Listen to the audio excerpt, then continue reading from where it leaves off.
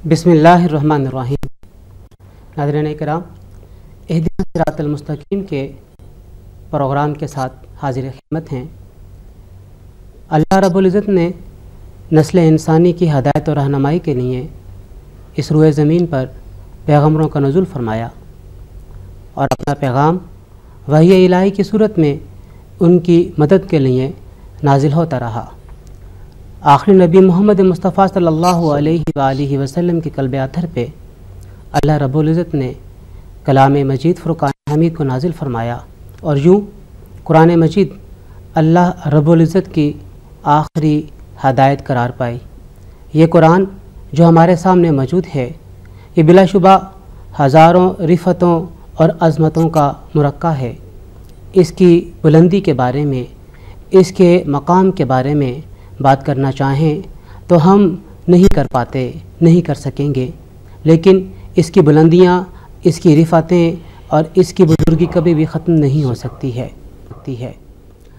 आज कुरान करीम के रिफ़त, कुरान करीम की अज़मत और फिर कुरान करीम जो हमारे सामने एक किताब की सूरत में है, अगर ये किताबी सूरत ख़त्म हो जाए और इसके औराक अलग अलग हो जाएं तो इनके औराक को किस तरीके से हम तल्फ़ करेंगे, इन्हीं मौज़ूआत के ऊपर हम गुफ्तगू करेंगे। गुफ्तगू करने के लिए हमारे पैनल में शरीक-ए-कार हैं। सबसे पहले डॉक्टर मोहम्मद साद सदीकी साहब, आप उस्ताद हैं शोबा उलूम इस्लामिया पंजाब यूनिवर्सिटी में और उनके साथ तशरीफ़ फरमा हैं जामिया नईमिया लाहौर के दारुल इफ्ता के मुफ्ती मोहम्मद हाशिम साहिब। अस्सलामु अलैकुम। वालेकुम अस्सलाम व रहमतुल्लाह। नाज़रीन किराम, प्रोग्राम में शामिल होने के लिए आप हमें फ़ोन कॉल कर सकते हैं।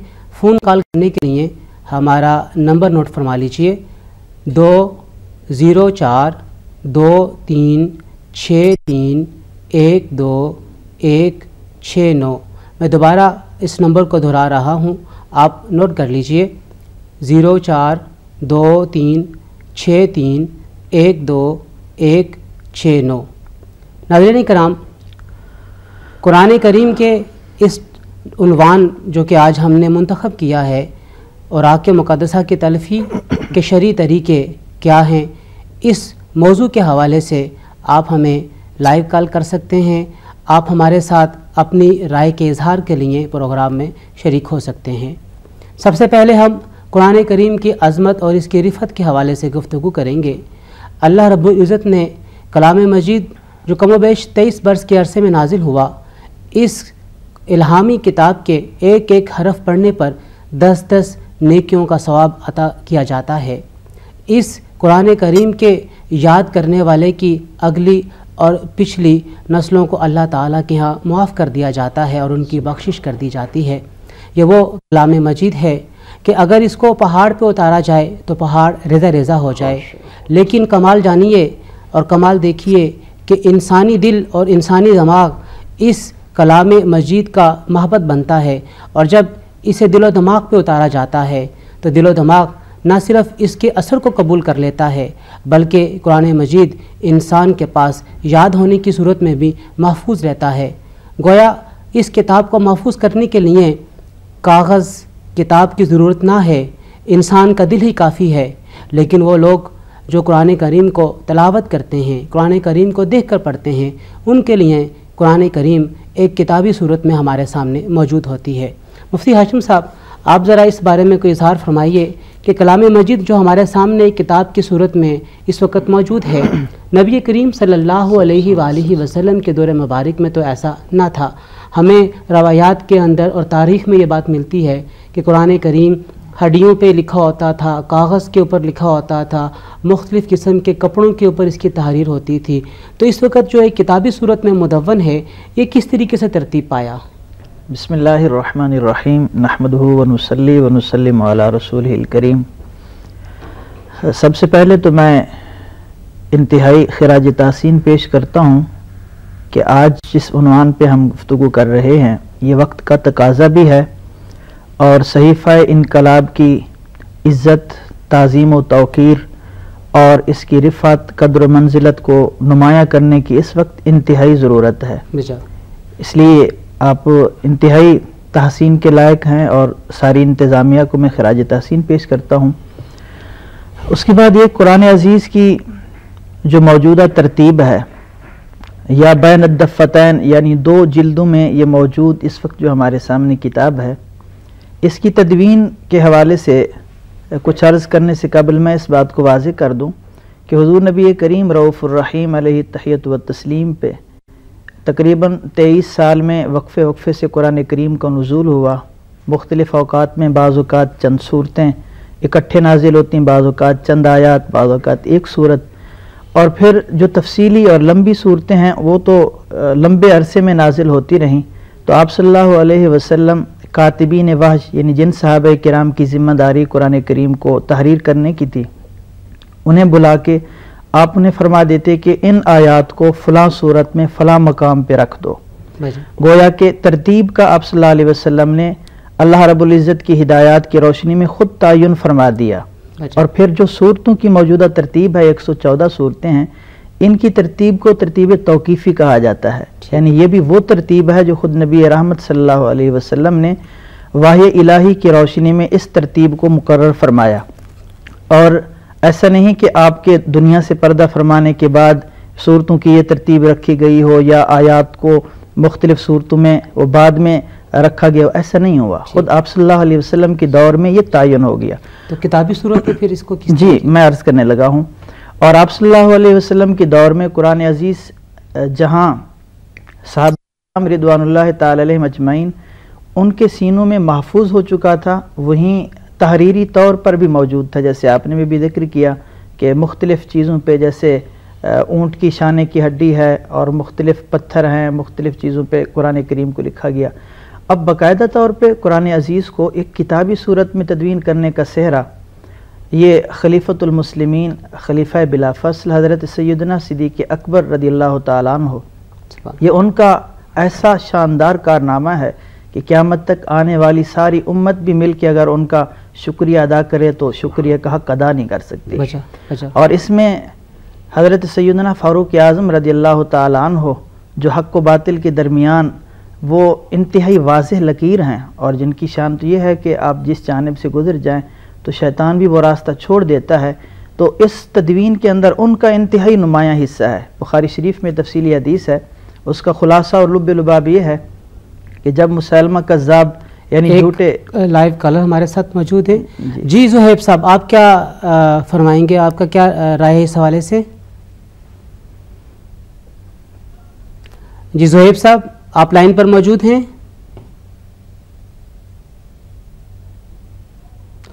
لائن ڈراپ ہوگی۔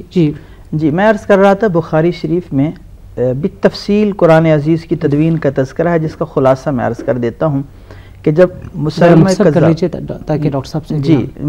کذاب کے خلاف جب مسلمانوں نے جہاد کیا، اس میں بہت سارے قراء تقریباً بعض روایت کے مطابق 700 حفاظ شہید ہو گئے، تو حضرت فاروق اعظم رضی اللہ تعالیٰ عنہ جناب صدیق اکبر کی خدمت میں حاضر ہوئے اور عرض کی کہ قرآن عزیز کو ایک کتاب کی صورت میں محفوظ کر لیا جائے، وگرنہ جو حفاظ ہیں جنگوں میں شہید ہو رہے ہیں تو ضائع ہونے کا اندیشہ ہے۔ اور کافی مشاورت کے بعد، بحث و تمیز کے بعد، بہرحال حضرت زید بن ثابت رضی اللہ تعالیٰ عنہ کو یہ ذمہ داری سونپی گئی کہ وہ قرآن عزیز کو وہ مختلف مقامات پہ متفرق طور پہ جو لکھا ہوا ہے اسے وہ جمع کریں۔ اور حضرت زید بن ثابت جو قرآن عزیز کے انتہائی پختہ قاری اور حافظ تھے، وہ خود کہتے ہیں کہ یہ اتنی اہم ذمہ داری تھی کہ اگر مجھے پہاڑ ایک جگہ سے دوسری جگہ منتقل کرنے کا حکم دیا جاتا تو وہ شاید میرے لیے آسان یعنی حضرت زید بن ثابت رضی اللہ تعالیٰ عنہ آپ اس کمیٹی کے سربراہ بھی بنائے گئے جنہوں نے قرآن کریم کو باقاعدہ جمع کیا ایک جگہ پر۔ ڈاکٹر صاحب، یہاں سے ایک بات سامنے آتی ہے، قرآن کریم کو جب جمع کر لیا گیا اور وہ اوراق جن کے اوپر قرآن کریم الگ الگ لکھے ہوئے تھے، وہ شانے کی ہڈیاں تھیں اور ہرن کی کھال تھی، قرآن کریم ایک کتاب کی صورت میں جمع ہوگی تو لکھی ہوئی تحریر تھی، اس کے حوالے سے کوئی تاریخ میں ایسی بات ملتی ہے کہ کیا کیا گیا اس لکھی ہوئی تحریر کے ساتھ؟ بسم اللہ الرحمن الرحیم، نحمدہ ونصلی ونسلم علی رسولہ الکریم۔ اس کو کتابی شکل اس طرح دی گئی کہ وہ چونکہ مختلف وثیقے تھے، آپ سمجھ لیجیے، اور اس کی ظاہر ہے کہ ہر ایک کی امام سیوطی رحمۃ اللہ علیہ نے الاتقان میں ان تمام چیزوں کی تفصیلات دی ہیں کہ کن کن چیزوں پر قرآن حکیم اس وقت لکھا جاتا تھا۔ تو ان کو پورے اس ترتیب سے کرنے کے بعد کافی حد تک تو وہ جمع تھی. ان کو جمع کرنے کے بعد پھر ان میں سوراخ کیا گیا, ٹھیک ہے, اور سوراخ کرنے کے بعد ایک دھاگے کے ذریعے سے انہیں ایک دوسرے کے ساتھ باندھ دیا گیا, ٹھیک, جیسے آج کل جلد بندی ہوتی ہے بالکل, اوراق کی, کہ اوراق میں سوراخ کیا جاتا ہے اور سوراخ کر کے ہم جلد ساز جو ہوتا ہے وہ جلد بنا دیتا ہے, بالکل. اس طریقے سے اس کو سی دیا گیا. اور وہ نوشتہ جو تھا وہ حضرت ابوبکر صدیق رضی اللہ تعالیٰ عنہ کے پاس محفوظ کیا گیا, اور وہ ایک سرکاری دستاویز کی حیثیت اختیار کر گیا تھا. جیسے ایک گورنمنٹ آفیشل ایک دستاویز ہوتی ہے, ریکارڈ ہوتا ہے, وہ ایک آفیشل گزٹیئر, ایک آفیشل ریکارڈ. کالر لائن پر ہیں. جی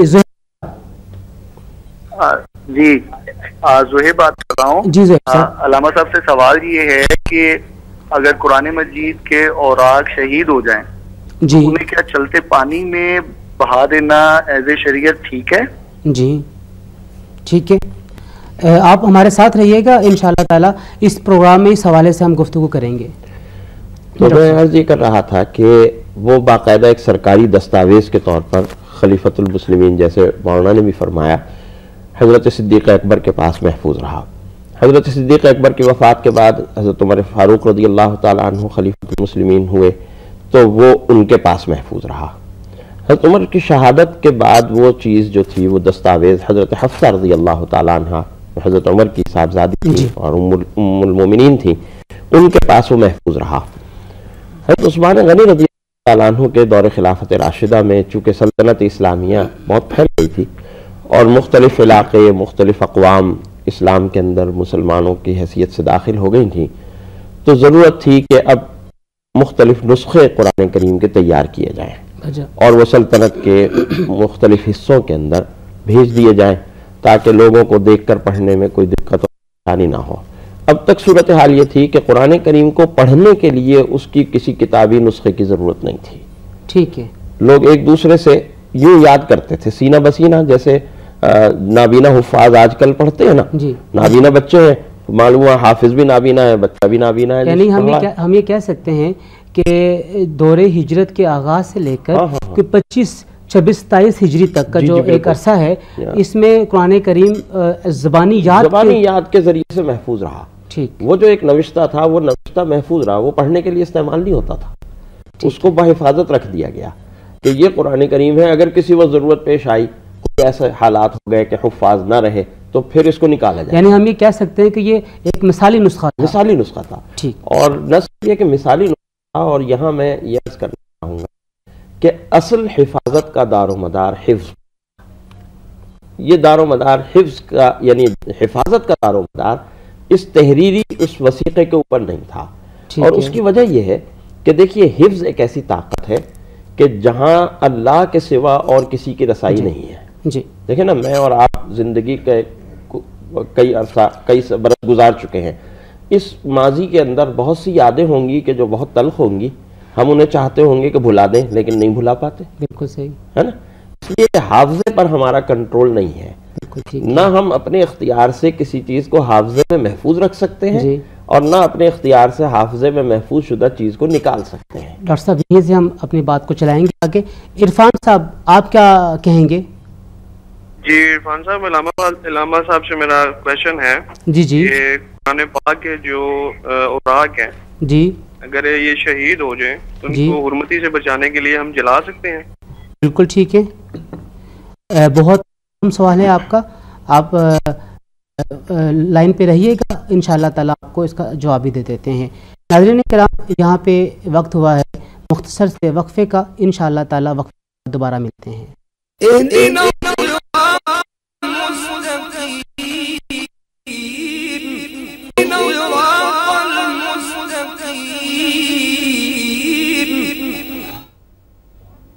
ناظرین کرام, وقفے کے بعد دوبارہ خوش آمدید.